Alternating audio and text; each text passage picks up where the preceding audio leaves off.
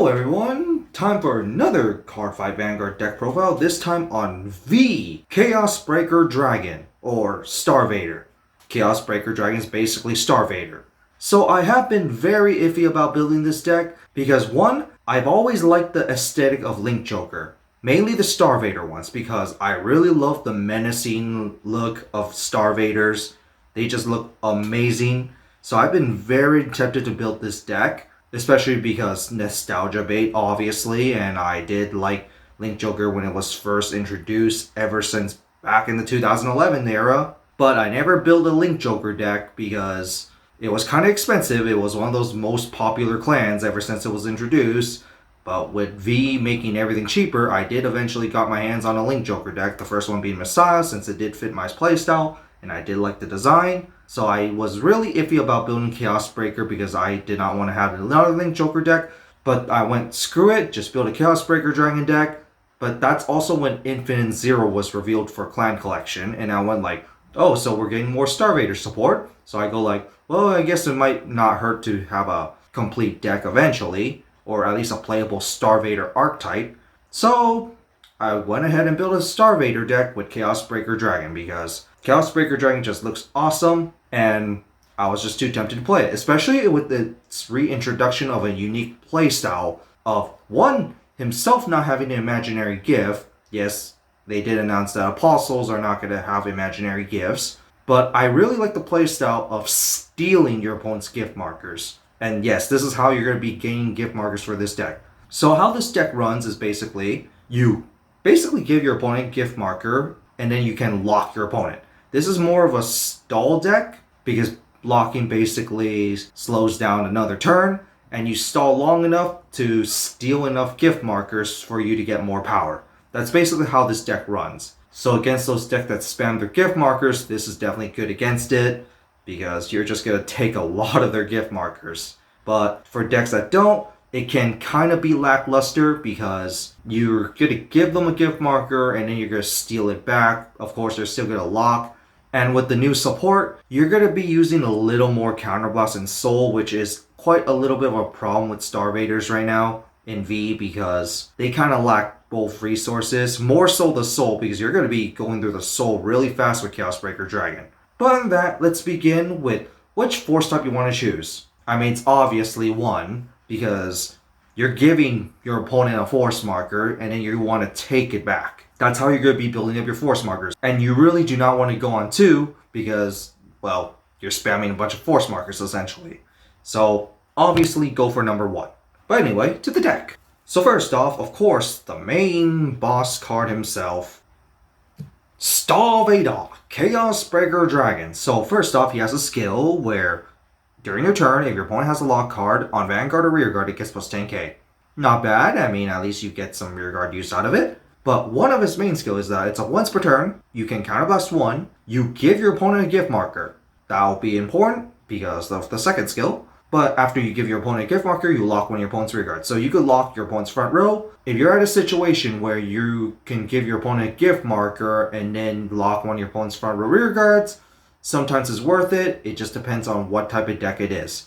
So against mostly Excel decks, this is probably worth it because locking your opponent's front row prevents them from more attacks, and most Excel clans do not have high power Vanguard attacks. So this might be worth it against those Excel decks. It really all depends.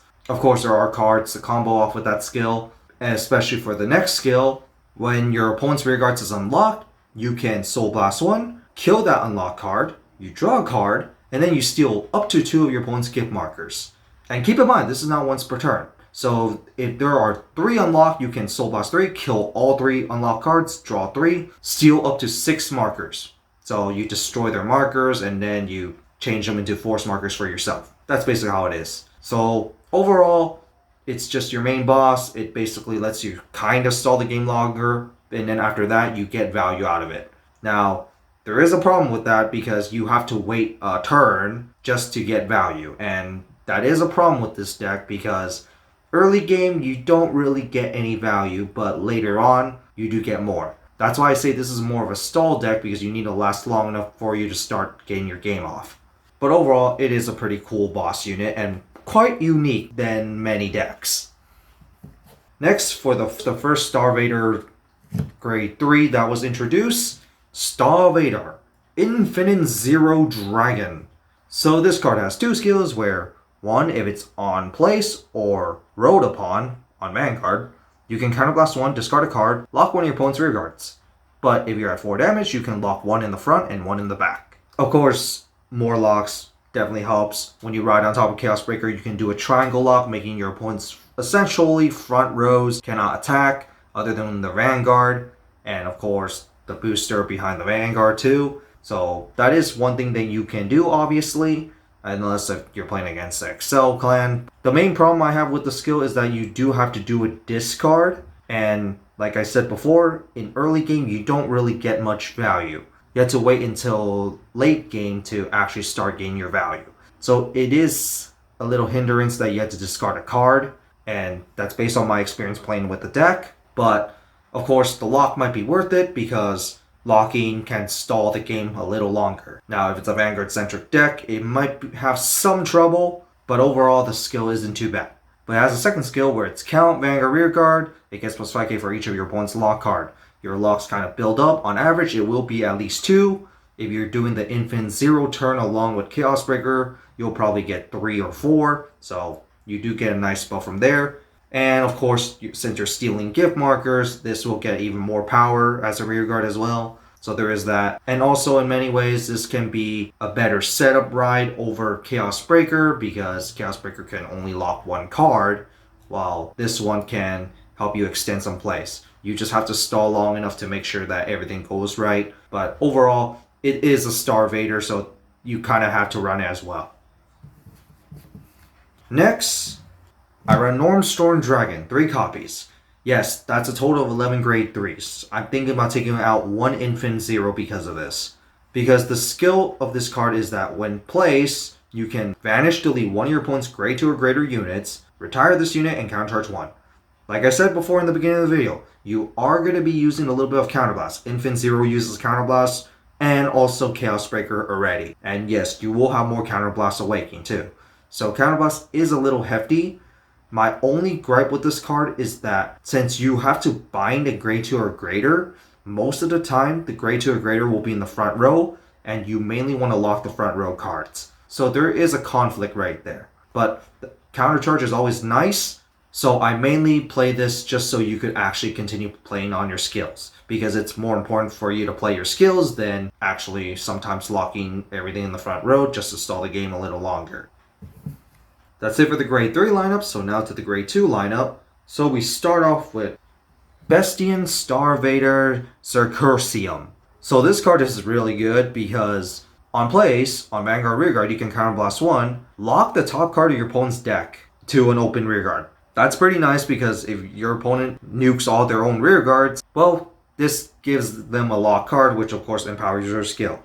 And if that lock card was placed in the back row, you also draw a card, and this gets plus 10k power. So if your opponent decides to put it in the front, that minuses 1 attack. If your opponent decides to put it in the back, you get a draw and the extra power. So it's a win-win scenario regardless. And there are ways to combo off where you could just like set it up and change it to a front row lock. That's not an issue. And the second skill is also really good because if your opponent has a lock card while your opponent's at grade 3, your Vanguard's crit becomes 2. So it basically makes a Chaos Breaker crit of 2 with at least 33k power. Because normally I put the gift marker on Chaos Breaker at least 1, so at least it hits threatening numbers. So this is a must-run 4-up because if your opponent tries to prevent themselves from having a field to make sure that you can't lock their field, this could guarantee a lock card. Next, it's the new Star Vader grade 2, but I personally don't like this card for the cost, or the reintroduction of Star Vader Colony Maker. So its skill is, on place on Vanguard Rearguard, you can Soul Blast 1, discard a card. I really hate that part. Look at top 5 cards of your deck and choose a Star Vader and call it as rest. If your opponent has a lock card, you can call it as stand instead. So my main problem with this card is that you have to Soul Blast 1 and discard.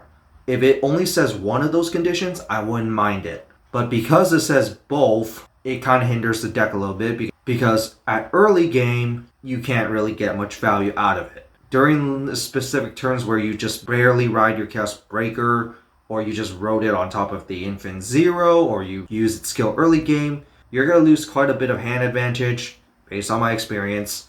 And early game, this deck doesn't really do much. It does do a little better late game, but you're still minusing resources with this card. And that's something I really do not like about this card. Yes, it does filter your deck a little bit, but it's quite hefty for one card.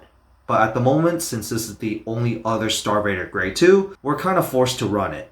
But with the third wave of Star Vader support with the Link Joker theme sets with Nebula Lord, based on the description of the cards, it seems like they're going to have drop zone abilities, so this might still have use with those new cards. Let's just hope they're actually worth it to. Let's hope they're actually worth it to combo off with the Calling Maker, because Calling Maker is kind of heavy in cost. If you had the original cost of the original version, I would actually run it at 4 off in a heartbeat. But this is right now really iffy for its costs. And then finally, for the last grade 2, you could run whatever grade 2 you want, but I'm choosing Gravity Collapse Dragon. So, few reasons why I decided to run Gravity Collapse Dragon. Its skill is, when an attack hits, you can look at top 5 cards of your deck, and then choose one grade 3 from them and place it on top of it. So if it's on Vanguard, you can superior ride to grade 3. I really like it when I go first and then I use this card to superior ride to grade 3, being 2 turns ahead of my opponent. I really like that, and you're not going to be able to use Heal Guardians as effectively, so you might just. Now, if you went second and use this card, I normally do not recommend it because you want to take advantage of your Heal Guardians, unless if you're trying to go for the Infinite Zero play or you don't have Heal Guardians in your hand. So keep that in mind. There is another grade 2 that I thought of. I believe its name was Spy Spindle Dragon, where you can Soul Blast 1 to retire itself to draw a card. That will combo with its second skill, where you can Counter Blast 1 and give your Vanguard the ability where when it attacks, your opponent must use at least 2 cards to guard at the same time, aka the Battle Door effect, and it could be nasty with the Chaos Breaker with a crit. So I thought about running that card as well, but there is a soul issue with this deck as well, because Chaos Breaker is going to use a lot of soul, and your soul is barely refundable. There is one card that allows you to refund your soul, but it can be inconsistent sometimes. Yes, Calling Maker can search it, but Calling Maker uses a soul as well, so that does cause a problem. So overall, I decided to go the threatening superior ride grade 3 route, because being a turn ahead by your opponent can be very nasty. And also, if you do the superior ride on Infant Zero and your opponent has a front row unit, that can -1 attack on your opponent. And there is also the new grade 1, where when you ride on top of it, you can call it to a rear guard. So it basically gives it a booster and it makes it a more consistent attack. So overall, this is just my personal choice, so I run the Gravity Collapse Dragon. I would like Buy Spindle as well, but Buy Spindle can be overcosted totally, so Gravity Collapse it is. You could also run Thunderfoot or Blast Monk if you want some soul, but like I said, you want to mainly lock the front row cards, and you can only soul charge if you buy a grade 2 or higher unit. So the Star Vaders kind of have a weird lineup right now. So now to the grade 1s. So first off, Star Vader Craving Claw. This is a must-run 4-up because the original Star Vader cards introduced in V is just really good. You gotta play it, because when the boost or when this card attack hits, you can look at top 5 cards of your deck to search for 1 Star Vader from among them and add it to your hand. That's why I said that you kind of have to run every of the Star Vaders at 4 copies, because you need as much consistency as possible, especially with Calling Maker being able to look at top 5 for a Star Vader as well, just for consistency purposes. But the main part is actually the second skill, where if your opponent has a lock card while they're at grade 3, you can put it to soul, unlock that lock card, and then choose another card to lock. So say that Seronki unlocks the top card of their deck and they have another rear guard that you would prefer to lock. This could correct that. And it also goes to soul as well, which is also very nice. And another thing is, since you're unlocking a card, and while you're at Chaos Breaker, you basically trigger Chaos Breaker skill. So you don't even need to wait until your opponent's end phase to activate Chaos Breaker skill. But you must have this card to be able to do it. Which is why you have to run 4-up, because it just combos so well that it's basically must need 4-up, just so you could get off your Chaos Breaker skill to steal their gift markers. Because, of course, letting your opponent keep the gift marker for a turn can actually hurt you as well. Next, for the new grade 1, Prison Gate Star Vader Palladium. So its skill, when you roll upon it, you can call it to rearguard. I already explained that earlier. But this kind of combos with the second skill, where when your opponent's rearguard is unlocked, you can counterblast 1, retire this unit, and then your opponent locks the top card of their deck. This could be very nice because it forces your opponent to have another lock card, which of course can extend further to your next turn. My only problem with it is that it retires itself, but regardless, it's pretty good because when your opponent's rearguard is unlocked, you use Chaos Breaker skill, and then kill it, and then you can replace that unlocked card with a new lock card on the top of the deck. So if it's a front row card, kind of a shame, but if your opponent has other open rearguard circles, well, might not be as great, but against a full field deck, and you unlock a front row card, you could force your opponent to relock a top card of their deck to the front row, making them lose that attack again. So it has its uses. Not sure if this is going to stay 4 of with Nebula Lord coming in the next set, because that one probably will combo really well with some of your cards. But regardless, this is pretty good. Next, Craving Deleter Goriel, because its skill is, when placed, you can Soul Blast 1. Your opponent cannot turn any face down cards face up for the rest of their next turn. Yeah, basically, it could make an Omega Locks. Of course, that can stall the game longer. It can make your opponent cannot even countercharge, which if your opponent used a Walter Counterblast, that can be very hurtful. So it has its uses. It's the Soul Blast that can be an issue because, like I said before, Soul is a little bit of a problem with the deck as well. But these Star Vaders kind of lack options right now, and I see this one as the best one at the moment. But if there's any recommendable Soul Charge engine that could be used for the deck, give it to me, because this deck kind of needs Soul. And finally, Grade 3 Searcher, because Grade 3 Searcher. And then for my starter, I choose Scribe Bridge, because it's the closest thing to look like a Star Vader. So I chose this one, just choose whatever you want. And then for the trigger lineup, I go for the 8 crits, 4 draws, and the 4 Heal Guardians, because you want to last as long as possible, so of course Heal Guardians are always good. So that's it for this deck profile. I hope you guys enjoyed it. Go ahead and tell me down below what other suggestions that you could make to improve this deck, because like I said before, this deck uses a little bit of Counterblast and quite a bit of Soul, and that's mainly because of Chaos Breaker. So keep that in mind when you're playing this deck. But if you guys have a suggestion on a Soul Charge card for a Grade 1, go ahead and give it to me, because I really want to use that over the Deleter, because building up some Soul will help out a lot. And Counter Charge is a little iffy with the Cyber Dragon, but it's better than nothing. But in that, I would say that we still kind of lack Star Vaders, as we only have a total of 6 cards that are Star Vader. But with the next set, that kind of can complete the Star Vader lineup with the OG Star Vader lineup of Link Joker. So hopefully the next set will actually fix Star Vaders up a little bit, especially with the description saying that they're going to interact more in the drop zone. So that might fix up the Colony Maker a little bit, because Colony Maker right now is basically a minus. But on that, I hope you guys enjoyed this, and see you all next time.